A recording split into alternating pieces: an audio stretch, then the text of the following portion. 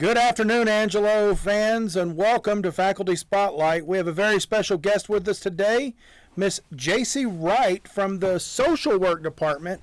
We're trying to expand out and then talk with new people, and so we're excited to have Miss Wright in here with us. Miss Wright, welcome to the show for the first time, and thank you for being here. Thanks for having me. I appreciate it. So you're over in the Social Work Department. I don't know a whole lot about that. I know I have an ex-wife that majored in sociology. That's as much as I know. Couldn't tell you what she did. I have no idea. But tell us a little bit about you and what you do. Okay. So I am the field education director over at the Department of Social Work and Sociology. We are in the same department. Okay. Sociology is with us over there in the Archer College. So we have our BSW program, we have our MSW program, and we actually have our DSW program, which will have its first graduates this upcoming semester. So that's exciting for us. That's a big deal for the university as a whole. It is, yes. I know President Hawkins has talked about getting that distinction of doctoral granting university.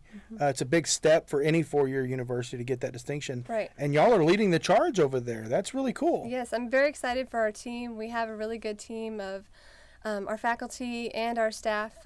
We do really well, I think, with just having goals and achieving those. So sure.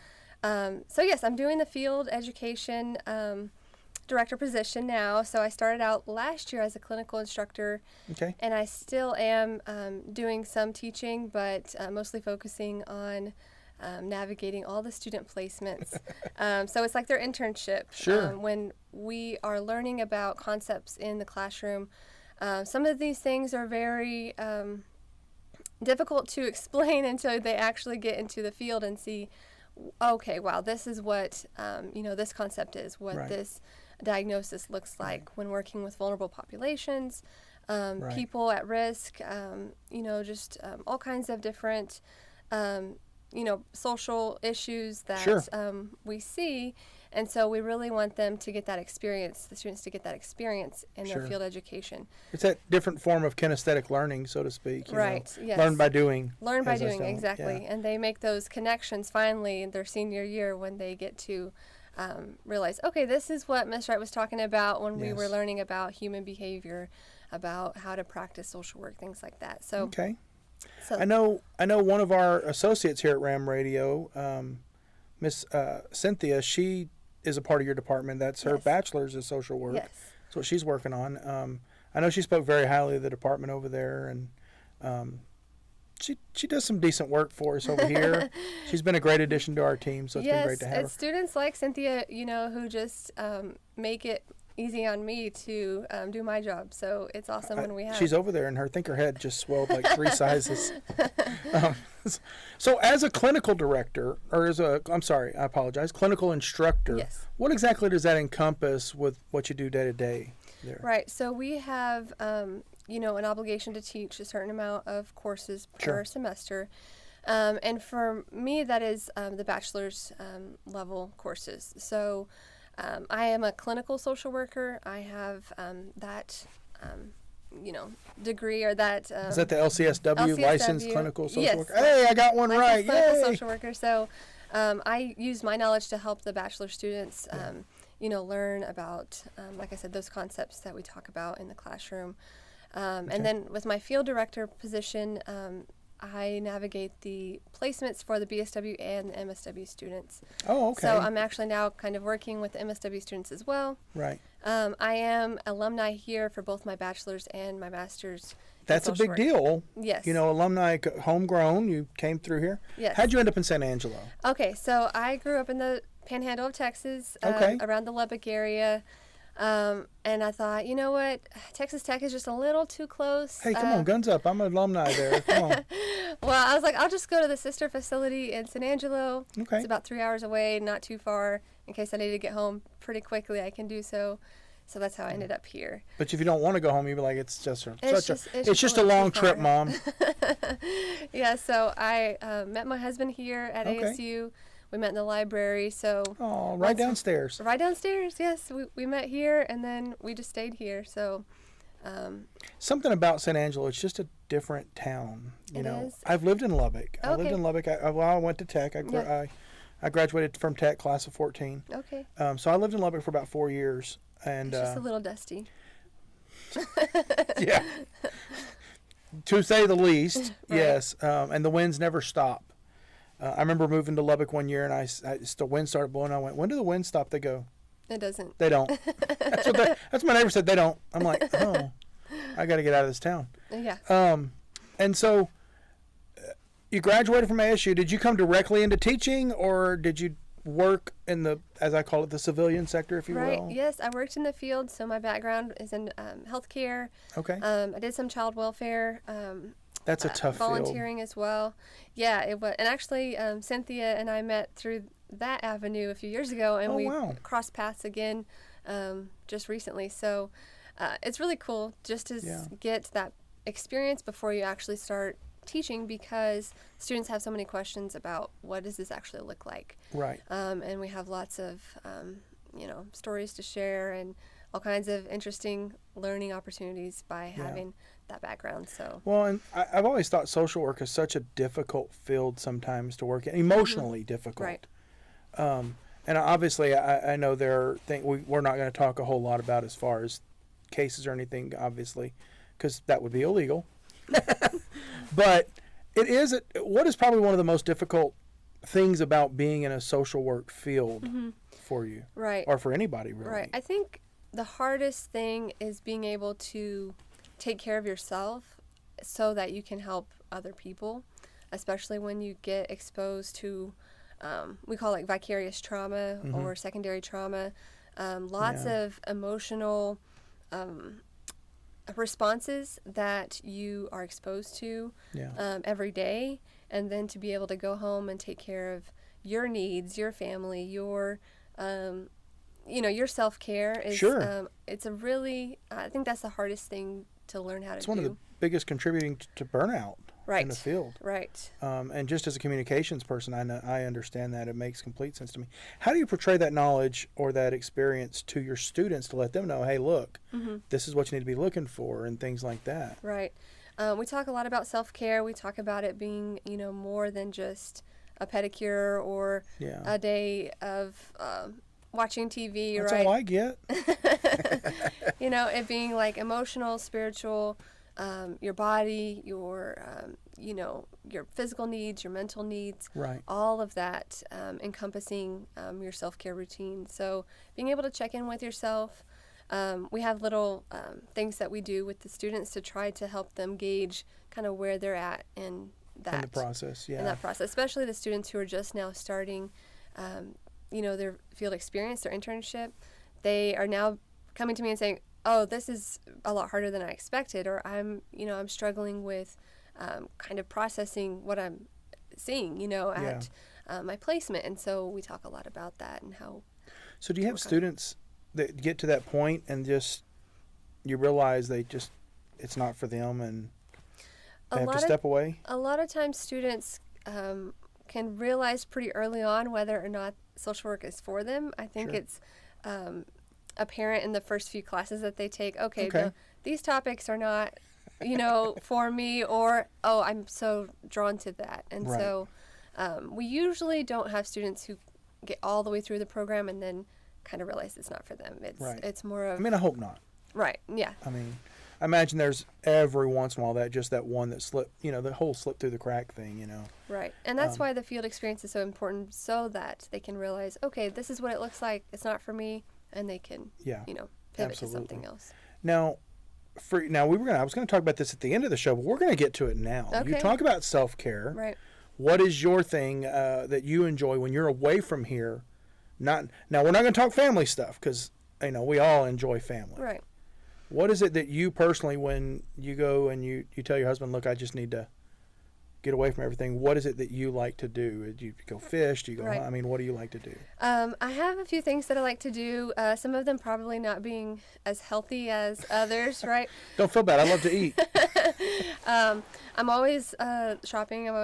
I love to shop. That's expensive. It is expensive. So, The other thing I picked up last year after my first semester here was crocheting. Oh, that can get expensive too. Embroidery, yeah. So but it's really kind of mindless. Okay. And so just to have something that kind of gets your mind off of kind of the heavy things that you're thinking about, or so that's something that's just I like to do. Sure. Are you a music or TV person? TV more, I would really? say. Yeah. Okay. Yeah. Do you have a show that you're binging at this point? Right now I'm binging Gilmore Girls. My husband doesn't like it. Okay, you laugh. So several years ago, when my wife was pregnant with our son, mm-hmm. she started watching Gilmore Girls, and I think it was on Netflix at the time. It still is, yeah. Oh my gosh! And I'd come home because she ended up getting put on bed rest because our son ended up being a NICU baby, mm-hmm. Coming early. But I'd come home and it would be Gilmore Girls. I'm like, how many? She's like, I watched the whole second season today. I'm like, oh. There's so many seasons. Yeah, and I'd be like, okay, what'd Lorelai do now? Like, I became to know the character, and I didn't even watch the show, and I know the characters. Right. But that's funny. It's funny that you say Gilmore Girls. It just reminded me of that time when. Right. Yeah. Well, it's fall, and it was filmed up in I guess Connecticut. Yeah, and so when she started doing that, we were living up in Albany, New York. Oh, okay. And so she recognized, and we had toured all that area and all that stuff. With the fall leaves and the foliage, and it's just so pretty. And it's gorgeous up there. Have you ever been up there? No, I haven't, but I want to go. You got to make a trip. Okay. You got to go up to the New England area in the fall. It's gorgeous, and definitely go up to Maine. Okay. Yeah. See the lighthouses and all those things. You'll love it. You'll be glad you went up there. Having lived up there, it's a phenomenal area, and because of that, my wife became hooked to Gilmore Girls. Oh, there you go. That and Melissa McCarthy, she's like a chef or something. She is. Yeah, that was kind of her breakout role. Yeah. And now, she's probably more, I guess, famous than all the other characters on the show. Well, I would tend to agree with that. Okay, so crocheting, that can get a little expensive at times as well. It's not too bad. I mean, just you need, the thread, needles. I never could do it. Really? My grandmother crocheted a lot. My mom crocheted a lot. Yeah. I never got into it. Well, but ironically, my daughters crochet. Okay. My wife doesn't. Well, it's not hard to learn. Just YouTube. Everything's YouTube these days, right? Right. So many things going on. So, what for you is like the most difficult part of educating new social workers, and for lack of a better term, releasing them into the field? Right. I mean, there's lots of, I guess, obstacles. Students they're busy. They have work. A lot of them have kids.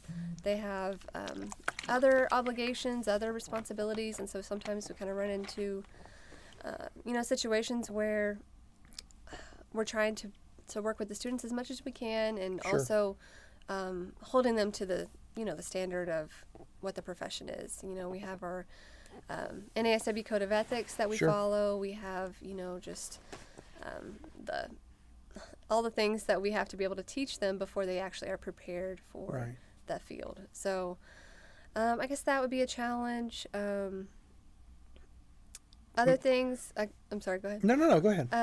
I guess other things is just kind of adapting your learning, your teaching style to someone's learning style, because not all students can listen to a lecture and understand the concepts, so we're not all audio learners. Right. So just having other ways of showing them the information, doing kind of like group, role plays or little vignettes that they can picture a scenario and then apply the concept to that scenario. And take a hypothetical, transform it into what it needs to be. Mm-hmm. Yeah, that makes a lot of sense. Now, having worked, I don't even know that there's a great term for it, but having worked in the real world and then coming into the teaching world, right? You weren't trained to be a teacher. No. A lot of professors and instructors that come into the teaching realm aren't necessarily, except for probably the Department of Education, trained to be a teacher. We're not trained to teach. So what was the biggest adjustment for you in that situation? Right. Well, public speaking, I struggled with public speaking. Okay, now come on. I teach public speaking. I took it 3 times. Oh my goodness. And it's so ironic because here I am now speaking, on a daily basis. And doing a great job. Well, thank you. I think just having the students, once I get to know them, once I start to build rapport with them, it's so much easier than, I thought it would be. I've always had a belief, and I'll just share this with you, that, there's a lot of teachers, because I taught in the public school system for a few years. There's this belief that relationship is a bad word in education. Right. But I think when you build relationships with students, they want to be successful and they want to come back and show you that they did well. Right. And I think that goes a long way in the teaching field to be able to reach students. Oh, yeah. Well, I think about, like, the mentors that I've had, at, my previous, I guess, employments, journeys, just everyone that's kind of helped me thus far. Yeah. And I think about their encouragement, their support, and the relationship that we had. It was a relationship, even if it was a professional one, or if it was not an inappropriate one, right? Right. And so, but that made me want to never disappoint that person. I want to do everything and I can to make them proud, right? Sure. No, absolutely. And so I see that with my students as well. Once they get in the classroom, we get to know each other, they'll come to me and say, this wasn't my best work. Can you help me with this? Can we go over it? Those kinds of things, because they know that I care. I want them to do well. Right. So absolutely. No, and I love that you say that, because I think that unfortunately in the teaching realm we've had so many incidences where there was inappropriateness, and so you get that bad rap on what a student teacher relationship actually should be. Right. And sometimes people don't understand that, but it's one of the strongest bonds you can make with a student to where they want to go out and be successful for you. Right. Now, you're relatively new. You said this is your second year? This is my second year, yes. Okay. So you haven't had that experience of the students that leave and come back yet. Right. But you are one of the students that left here for the instructors you're working alongside, your colleagues and stuff. You did leave here and come back. That's true. And now you're working alongside those that taught you. What is that like? It's so cool. It's like it's come full circle, right? It's just like, it seems surreal at first, or it's kind of like a dream to be able to do this. Okay. And so it was just, it's really awesome. And it's so weird to not call them Dr. so-and-so, because that's how I was introduced to them, and that's what I always called them. And it's like, call you by your first name? What? That's just, it seems disrespectful. And I'm going to tell you, so when I'm also my second year here. Okay.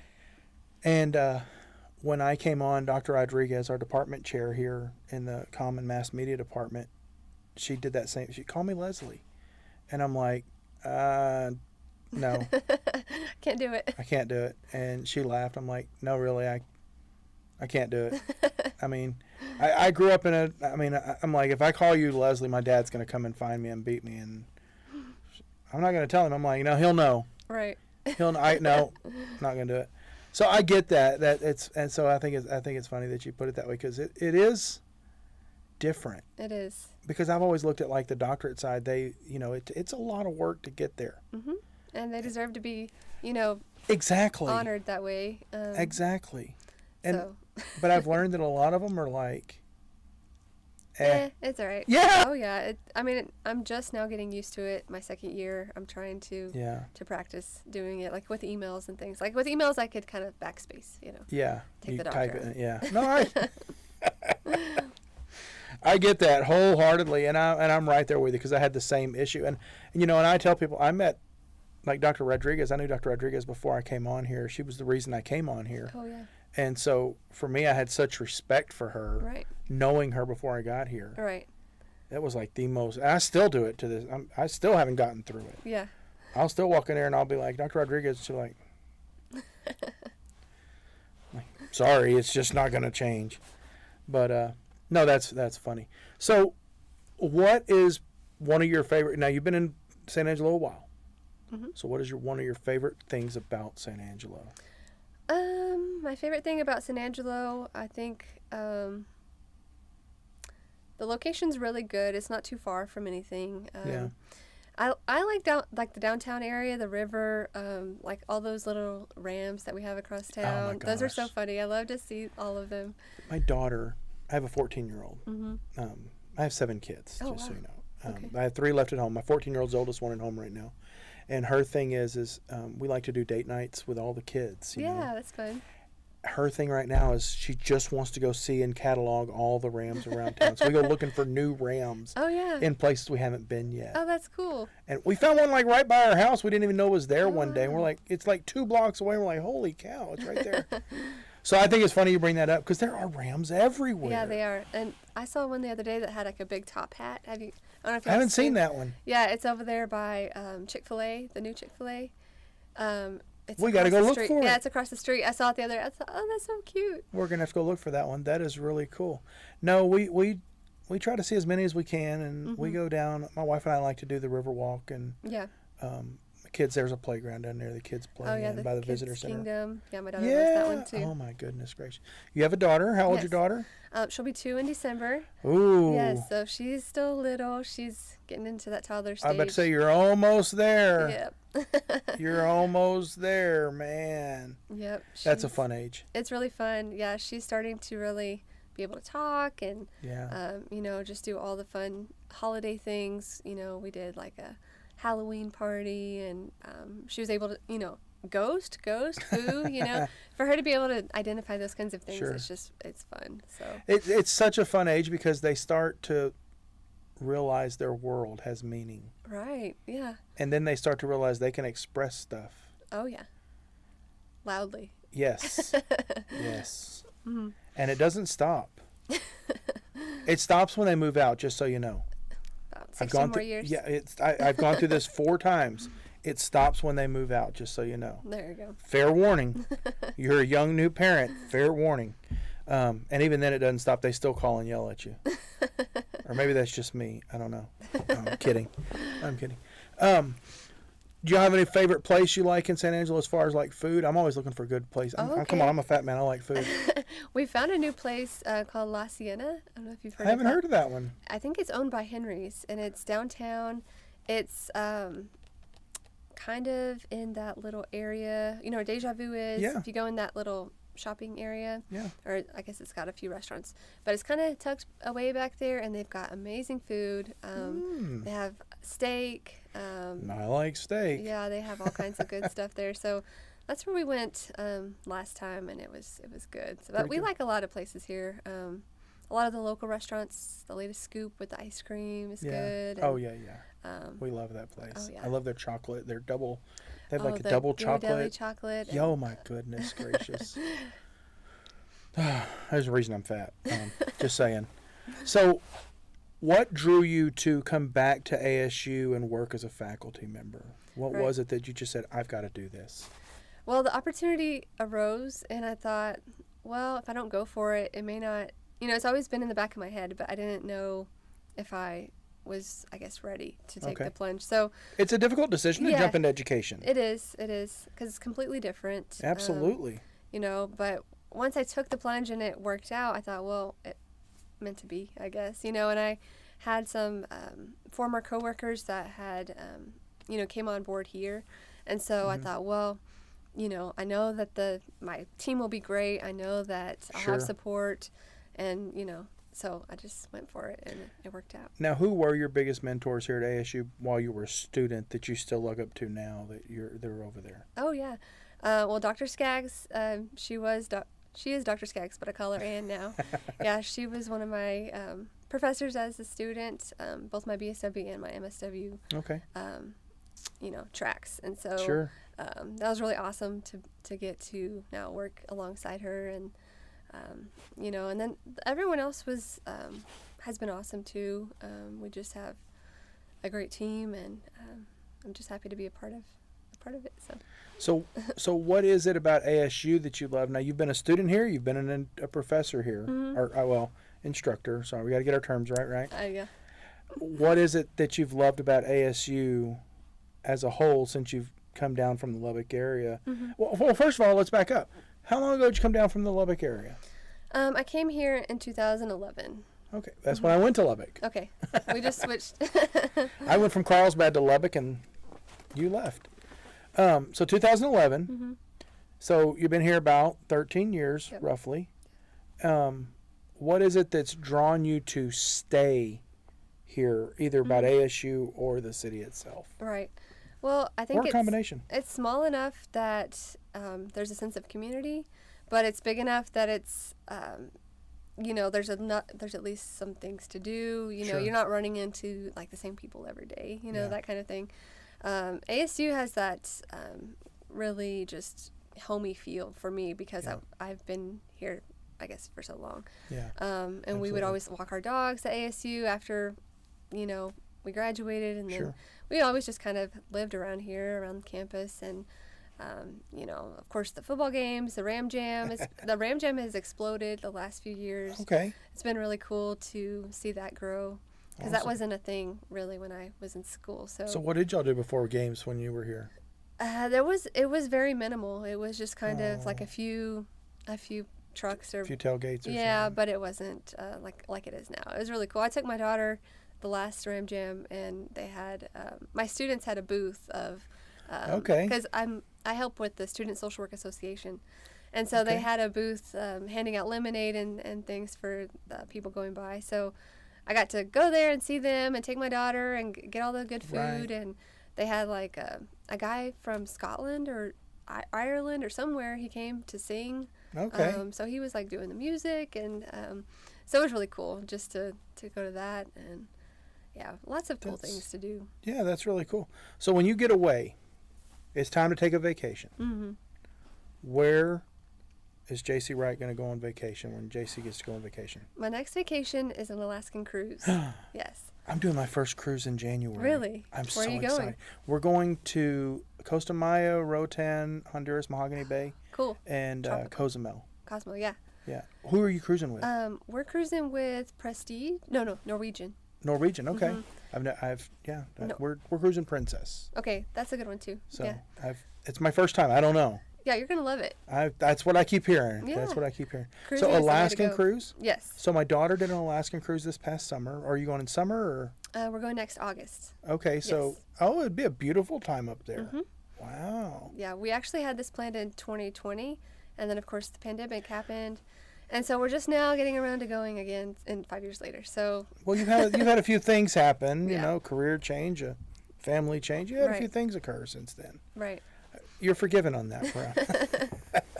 Those things happen. So we only got a couple minutes here. Okay. Now, this semester, y'all graduate your first set of doctoral students. Yes. Before we talk about that, I have to ask, Okay. are you going to be one of these future doctoral students here? That's the $1 million question, I guess. I haven't ruled it out. I'm just kind of focusing on what I'm doing right now. Sure. But I think that we have lots of good opportunities, as faculty here to be able to do things like that. So Absolutely. Absolutely. yeah, I know it'd be a great opportunity for sure. Okay. So now, how many students are we graduating in the spring? Do we know yet? Oh, in the spring, I'm sorry. This fall. I'm sorry. this fall, I believe it was 7. Okay. That's doctorate pretty students. significant. Yes, I believe. Don't quote me on that. So I know when you get your BSW, you get your MSW, you go to do certain things. What does the DSW change as far as being able to go out into the real world, as I keep calling it, to work in Right. social work? There could be a focus on academia, research, those types of roles that are, I guess, prestigious. Sure. But yeah. needed. But needed. Necessary, yeah. Mhm, Okay. definitely. Well, that is really awesome. I didn't know all that about social work. There you go. I didn't know. Who knew? Well, you can come over that side of the street sometime. And I will tell you, I make my way over there sometimes after meeting some of our guests, and it's really cool. I'm really glad you could be here, Jaci. I want to thank you for being Thanks for here. having This was me. really awesome. It was awesome to be here. Y'all do a great job over there. I know Cynthia spoke really highly of the department over there. She's loved it. I mean, it's been a life change for her too. I mean, it is what it is. So, Right. with that being said, we're going to go ahead and make it a cut here, right? All right. So, folks, join us next week. We're going to sit down with retired faculty, Dr. Kurt Chun, and we're going to talk to him next week right here on Faculty Spotlight. So, same RAM time, same RAM channel. RAM channel. I cannot speak today. Too much talking today. Man, I'm telling you. We'll see you next week. Thank you, folks. Have a good night.